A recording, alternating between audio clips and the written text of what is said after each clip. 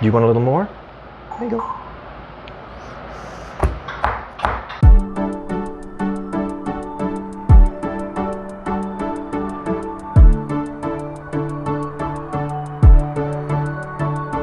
I should probably put these inside my shirt so you don't chew the wires, huh?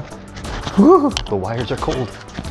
So, are you actually going to be in this video, or? So, hi, I'm Chuck, and welcome to our flock. I guess this is our very first video, so eventually I'm going to take you around and you'll get to meet all of our different birds, but right now I was in the middle of making some chop, and I thought I would invite you along and you can see what it is that we feed our birds. One thing I should probably point out right away, I am not a bird expert. I am not a bird trainer, like a professional bird trainer. I am not an avian vet. I am just a regular everyday person who has an absolute fascination and love of birds. And I decided that I was going to take it upon myself to learn as much as I could and to be the best bird owner that I possibly could be. And one of those lessons was how to properly feed your bird. Every non-bird owner I've asked, what do you think you would feed a bird? Their first reaction is usually seeds. And that's a big, big no-no. You don't want to give your bird a whole bunch of seeds because they are very, very fatty. It's fine for birds out in the wild, but when you're talking about just our everyday domestic in-home birds that don't do a whole lot of flying, these are foods that'll make your bird, well, diabetic, fat. They're just not good for them. So what we're going to be doing today is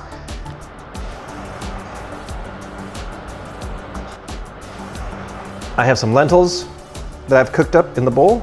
I didn't cook them up too much because I still wanted them to retain a lot of their shape and texture.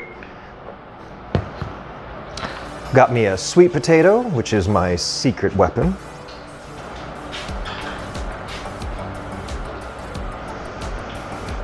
I don't want it too warm. There, you want some? So I always like to add a little bit of chopped up, mashed up sweet potato in my bird chop because the birds go nuts for it, and it's sticky and it tends to stick to all the other vegetables in there. So when they're getting themselves a nice beakful of sweet potato, they are also getting a big beakful of the other vegetables that I've chopped in.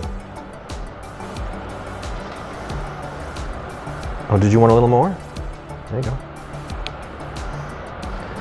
They say it's also a good idea when you're cooking chop to have one of your birds actually with you. It becomes like a bonding experience. You're cooking up the food, you feed little bits to them just like you would if you were cooking and you had a kid with you who was watching you cook and wanted to see what you were doing. And as you're cooking, you're giving them little bits of it so they can try it. Yum, yum, yum, yum, yum. There you go.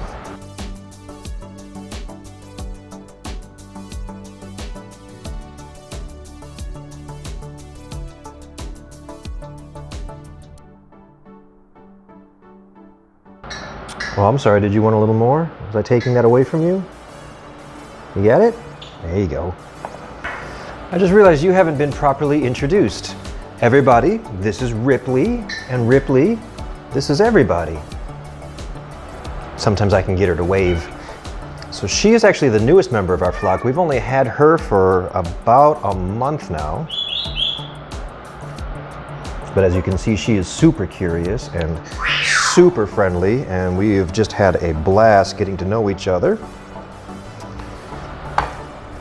Getting to know a bird is not like getting to know any other pet.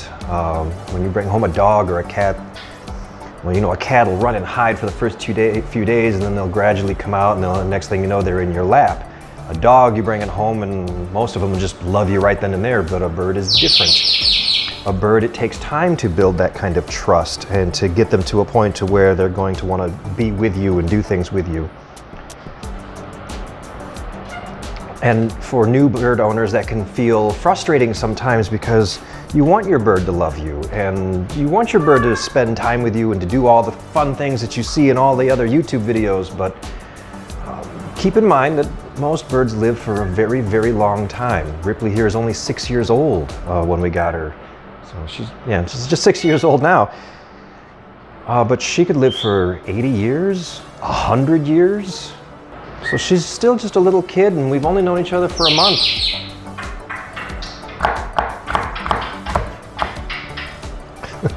I don't know if you can hear it, but Dante is my African gray. He's in the other room, and he is mimicking the chopping sounds that I'm making. You want a little more? There you go. How fine you make your chop is up to you and up to your bird, obviously. If you have a larger bird like a macaw here, then they probably like the larger bits. If you have a smaller bird like a conure, then you might want to put this food in a food processor or some other thing that can make much smaller bits so that your bird can actually, you know, get it in their beak. What'd you want, Rip? Do you want some of this broccoli? You want to try it? No, that went right to the floor. If you're wondering if it's really expensive to feed your parrots like this, it's really not. I bought a bushel of kale for about $1.50, I think, at the grocery store. I bought one of those bags of cleaned and washed baby carrots with broccoli and cauliflower already mixed in. And I'm just chopping it all up and putting it in their bowl. I don't know if your macaw does this. Does your bird look at their own feet a lot? Like they're just fascinated by their own feet sometimes? I think it has something to do with the lighting, because she'll do it a lot more at night when the overhead lights are on. But it is the funniest darn thing for whatever reason when they're just looking down at their own feet like it's the most amazing thing they've ever seen, and they're just staring, waiting for their feet to do something.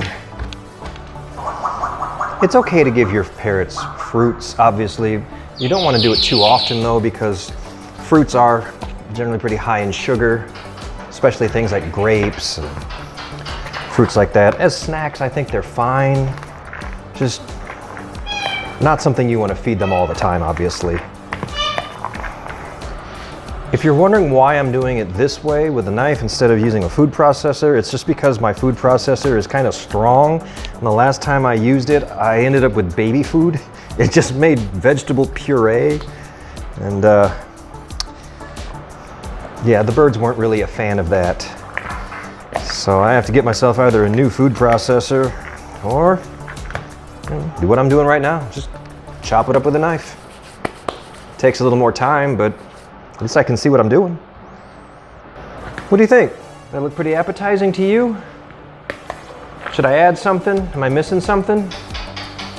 Let me see what I can add. Secret ingredient. I will add oats. Oh, did you want some? Can I add this to the bowl now? Is that okay? Do you mind? Not only is it tasty and the birds like it, but the oats will absorb a lot of the moisture. So if you have vegetables in there like zucchini or cucumber or things that are kind of wet, the oats will help soak a lot of that up so you don't end up with wet mush. Oh, here's how we look so far. Pretty tasty, huh? I'm gonna chop up just a couple of grapes and toss them in there. Birds are natural foragers. They like to dig around for their food. And they love these grapes, so I'll put just a few of them chopped up into their chop. Either grapes or maybe like apple slices or something like that, just little tiny pieces. And I'll hide it in there, and they know those goody little pieces are in there, so they'll forage around to get them. And when they forage around for their food, or they're foraging around for their treats, they'll end up eating the vegetables too. One of the reasons you want to be able to feed your bird healthy food isn't just because you want them to eat healthy, but it also helps tremendously with things like their attitude, with training. If you're trying to train your bird to do anything from target training to doing fancy tricks to free flight to everything in between, starting with a healthy diet is a big part of it. What's up, Doc? I can hear a lot of other birds in the other room who are definitely getting hungry. So I am going to put this into a couple of bowls and feed my flock. I'll be right back.